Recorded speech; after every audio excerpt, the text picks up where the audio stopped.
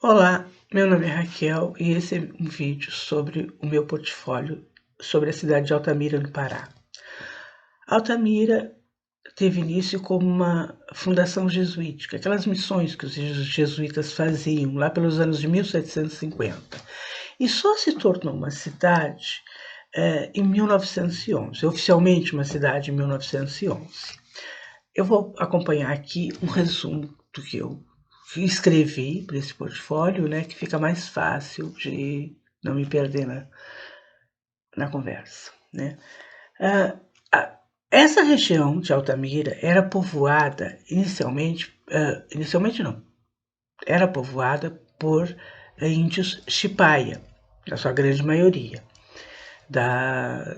do tronco da família, do tronco, na verdade, Tupi, né, que a gente conhece. E, mais tarde, a cidade foi, ao longo dos anos, mais precisamente, foi sendo colonizada, tanto pelo pessoal do Nordeste, que ia em direção à Amazônia, né, como também pessoas do sul do país. Eles, inclusive, têm até hoje o que eles chamam de um dialeto da terra amazônica, que é uma mistura. Eu dei uma olhada nesse dialeto na Wikipédia e vi o seguinte, que a maioria das palavras que eles colocaram como diferente das palavras, digamos, ditas pelos paraenses, né, na sua grande maioria, são de origem tanto paulista quanto do Rio Grande do Sul. São dois locais que eu convivo. E tem um segundo nome para esse dialeto, deixa-me ver aqui, que é dialeto arco do desflorestamento. É muito interessante, porque você percebe que eles ligam a maneira de falar diferente ao pessoal que foi e que boa parte fez desmatamento. Isso é comum na Amazônia, né? Bem interessante isso aí. Bom, voltamos ao tema. Há duas grandes obras tiveram impacto em Altamira. A primeira, a Transamazônica, a BR-230, que a gente conhece como Transamazônica, e a construção da usina de Belo Monte. A primeira começou um projeto em 1975 e é né, uma ligação do Nordeste em linha transversal em direção à Amazônia. A princípio ela seria até o Peru e Equador, depois mudar de ideia, iria até Benjamin Constant, na Amazônia, sai da Paraíba, como de fato sai, da cidade de Cabedelo, na Paraíba, e iria até a cidade de Benjamin Constant, o que não aconteceu e pelo seguinte motivo, teria que passar em terras indígenas, que teriam que ser demarcadas, e por reservas florestais, pura e simplesmente. Então, vai até Lábrea, na Amazônia, e provavelmente vai ficar por aí. O impacto dessa obra, em parte, foi bom, porque, por pior que seja a estrada, fez a ligação, né? Nordeste, e mesmo com a própria Amazônia mais profunda no estado da Amazônia. Mas como a estrada está incompleta, mais ou menos 40, 45 anos, continua incompleta, não foi asfaltada. Então, quando chega na época das chuvas, e ali perto de Altamira, isso é um caso sério, as chuvas nas regiões do norte são intensas, alaga tudo, vira atoleiro, porque não tem asfalto. Então, quer dizer, é praticamente a mesma coisa que não ter. Traz mais problemas do que soluções, né? Esse é o impacto da Transamazônica. E Belo Monte, que fiquei sabendo agora, também, a usina, né, também teve o início dos seus projetos, dos seus estudos, em 1975, não muito depois da Transamazônica. E foram anos de estudo. Primeiro eles estudaram a bacia hidrográfica para ver se tinha algum rio viável para fazer uma usina, né? E depois o estudo propriamente dito da usina, depois de escolhido a região hidrográfica do Xingu. Quando eles terminaram, aqui, deixa eu ver a data, quando eles terminaram os estudos em 1989, 90, né, foi tempo. Aí foram levantados embargos por problemas ambientais e aí, nesse meio tempo, suspenderam o financiamento, não tinha condições, né? E só conseguiram retomar as obras, realmente começar as obras em 2011 e terminaram agora no final de novembro de 2019. A obra em si nem demorou tanto, mas desde o projeto até foram também lá os seus 30 e poucos anos, né? Bom, essa obra também teve seus benefícios. Teve seus benefícios não só para Altamira, né, e para a região norte, como o Brasil como um todo, porque a distribuição de energia, a falta de energia para que a gente possa produzir várias coisas. Eu digo hoje, quem vive sem energia o tempo todo, sempre conectado, sempre na internet, mas não é só isso, as indústrias e tudo, é uma coisa boa. Mas tem outro lado, que uma obra desse porte, porque a Transamazônica, por exemplo, é uma faixa de terra. Claro que teve desmatamentos nas beiradas, né, nos arredores e tal, mas não a modificação que teve em função de Belo Monte. Por quê? Ali é toda uma bacia hidrográfica, teve o desvio do rio, isso afetou, por exemplo, desviaram o rio, a princípio, para fazer a usina, depois voltou. Quando o rio volta, ele volta sem aquela vazão em toda a força e todas aquelas etapas sazonais do rio, que era a época das secas, a época das cheias. E o que aconteceu? A época o rio ficou com um só tipo de vazão, segundo as explicações que eles dão, que é a época da seca, e tem menos água. E isso restringe o tipo de pescado. Alguns peixes vão desaparecer porque não tem como pescar, né? Só aqueles do tipo época da seca, né? Esse foi um problema. Bom, do rio em si, da construção em si. Outros problemas foi durante a construção,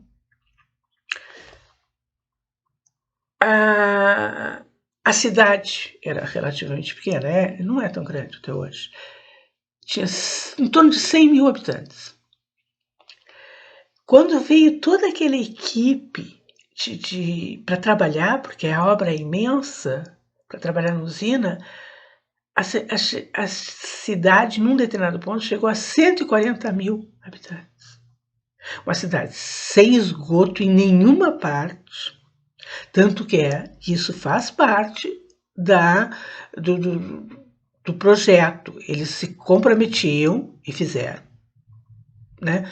O esgoto da cidade. Mas o que aconteceu?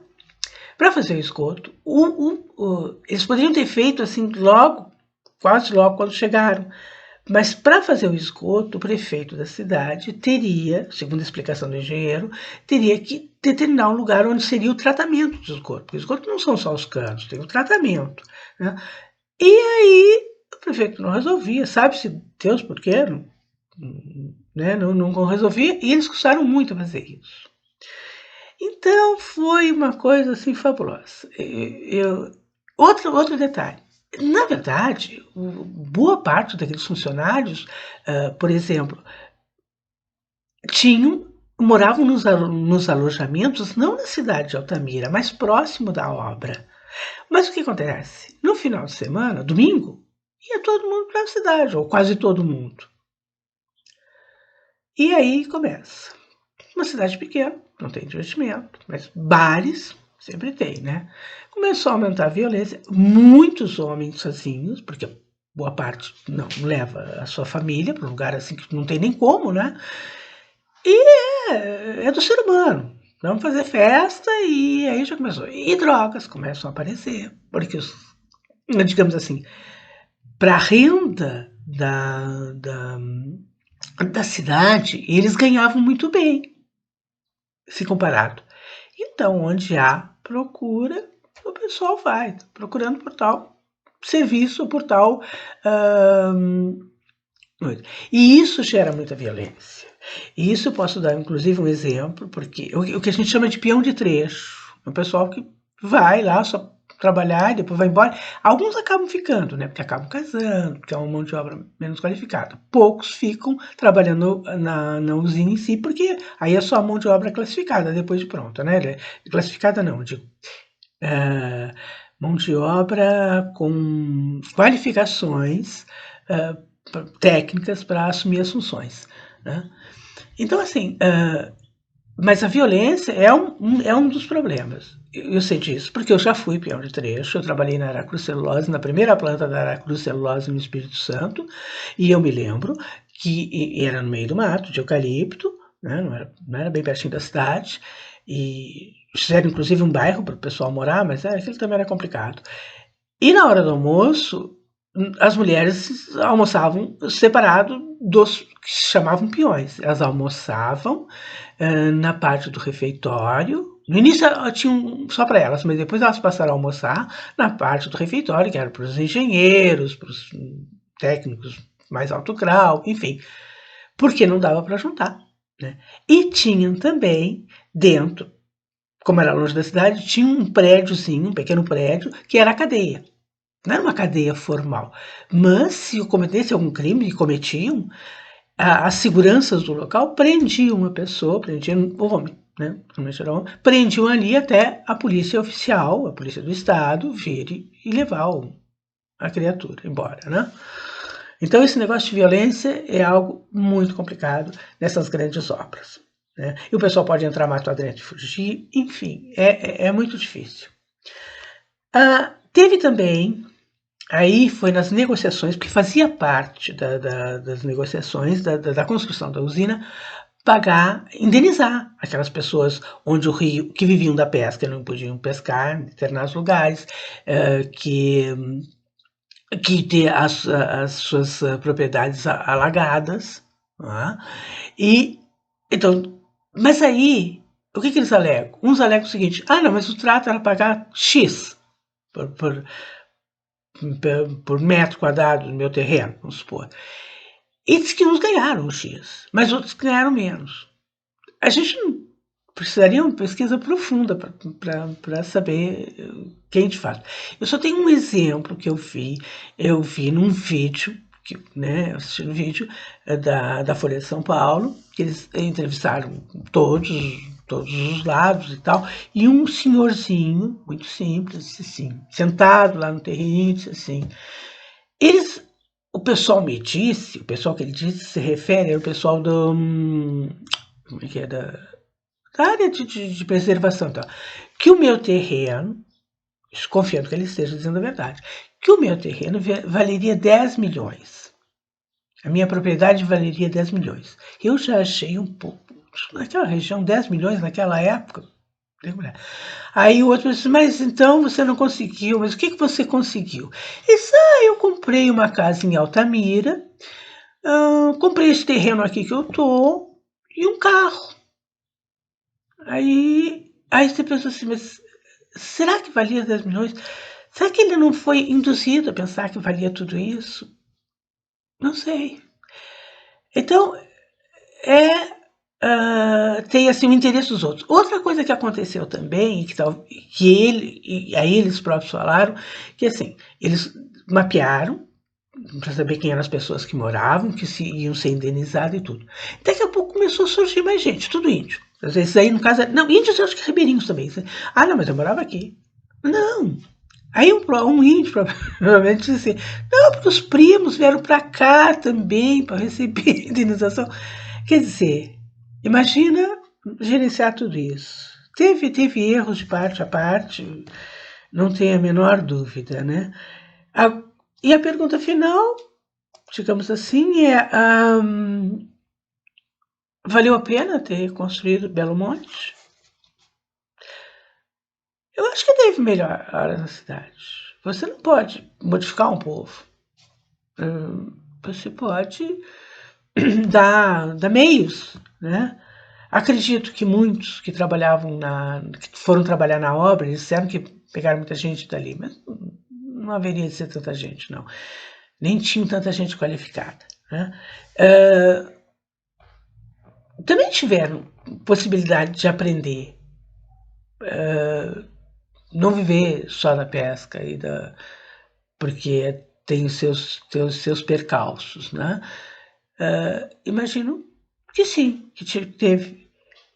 Só é muito difícil mesmo, né? E acho que toda irregularidade, sendo lá justificada, tem que ser, obviamente, vista e ver o que se pode fazer para quem realmente foi prejudicado ser indenizado, né?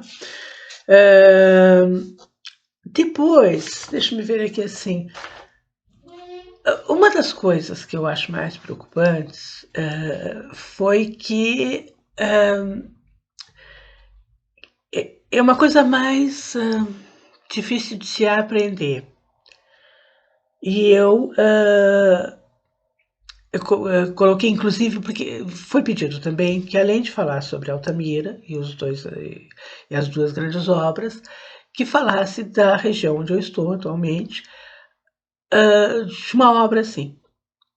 E eu não consegui lembrar nenhuma. Eu até pensei na BR-316, que também corta o país de ponta a ponta, e tem a famosa duplicação, que desde os meus 20 anos, eu estou com 64, eu via falar da duplicação. Bom, até hoje não chegou em Jaguarão, onde eu estou.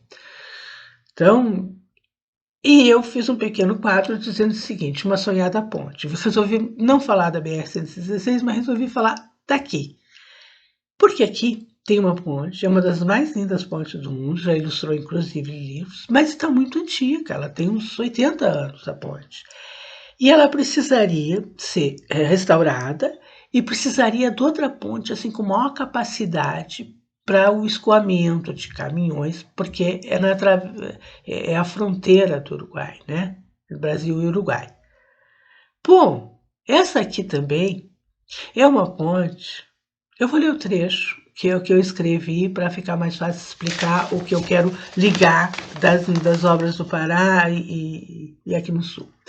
Na minha região não tem nenhuma obra, grande ou pequena, mas tem um sonho, uma nova ponte, para que a nossa ponte, que já tem mais de 80 anos, possa ser não aposentada, mas recuperada. E depois, como convém a uma velha senhora, trabalhar menos, dividindo o trânsito com a mais jovem. Falo da bela ponte que liga Jaguarão, no Brasil, a Rio Branco, no Uruguai. De tempos em tempos, lemos as notícias em jornais que serão liberados verbas para o projeto. E sonhamos, como diz Calderón de la Barca, la vida é sueño. O tempo que leva, eu não duvido que resolvam, mas acaba que não sai. E você vê que as pessoas sonham, passam anos sonhando com uma obra que melhoraria certamente, se não melhorasse para eles, pelo menos para seus filhos. Né? Os transportes, barateia o que se consome, seus filhos podem estudar digamos, em cidades mais próximas, porque tem um transporte adequado, tem uma estrada adequada, tem uma ponte adequada. E o impressionante dessas obras, com todo o estresse que possa causar, é o tempo que leva. Leva um tempo imenso, e isso certamente, porque, por exemplo, faz o primeiro estudo, não saiu, aquele dinheiro foi fora, e o estudo é pago, porque ninguém vai estudar a possibilidade de fazer uma ponte, uma beira de graça, não existe isso. E depois, aquilo como é que eu posso me dizer? Vai te deixando menos confiante nos governos, nas pessoas, vai te tirando sonhos, vai te deixando meio apático, você acaba não acreditando em absolutamente nada, com essa demora, que você diz, não, eu não vi, meus filhos não vão ver, é bem possível que não vejam, né? A desconfiança. E é assim, a burocracia, muitos roubos nesse meio do caminho, né? Então, esse tempo que se leva para fazer, que um dia acaba saindo grandes obras, ou às vezes até umas menores, acho que é um desfavor, é uma coisa muito, como eu posso dizer, massacrante. Sem contar que não há esperança. E nem a minha brincadeira, que a vida é sonho, nos conforta com isso aí. Muito obrigada.